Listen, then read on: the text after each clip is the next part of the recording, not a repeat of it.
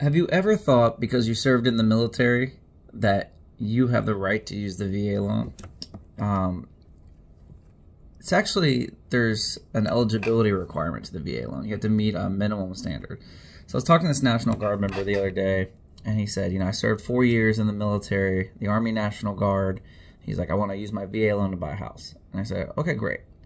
Let's see if you're eligible. He's like, what do you mean I'm eligible? I served for 4 years. I'm like, yeah, but the VA has certain requirements. If you're active duty and you have more than 6 months that are not training time, like you're not in school for 6 months, like you're actually in a unit for 6 months, and maybe you're honorably discharged, then you can use the VA loan. But with this particular client, he had served for 4 years, 1 weekend a month, 2 weeks in the summer, but he had never deployed. He never got activated. He never had any time other than that National Guard time.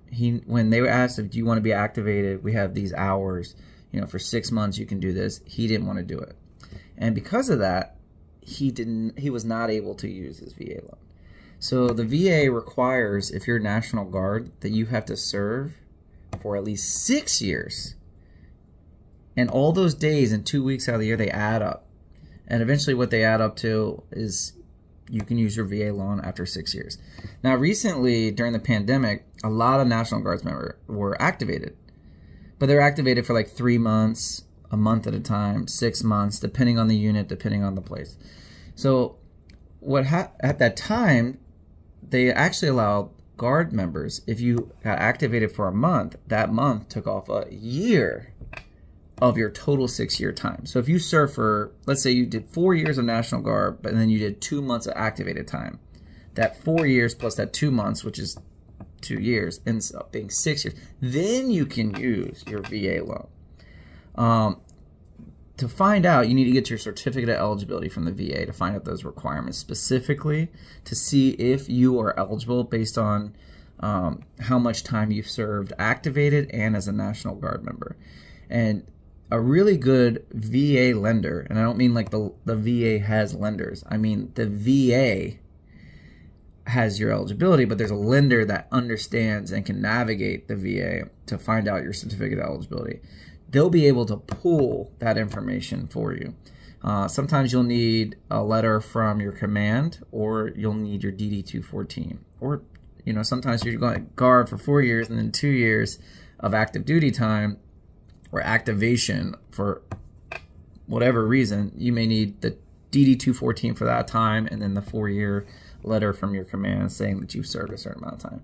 So the answer is you have to serve for a certain period of time, whether you're active, reserve, or National Guard. National Guard is 6 years or 1 month for every year. Active duty is 6 months in a unit. And then you have to have an honorable discharge. You can't be dishonorably discharged and still use your VA loan in most cases. So again, a lender will be able to explain most of those things.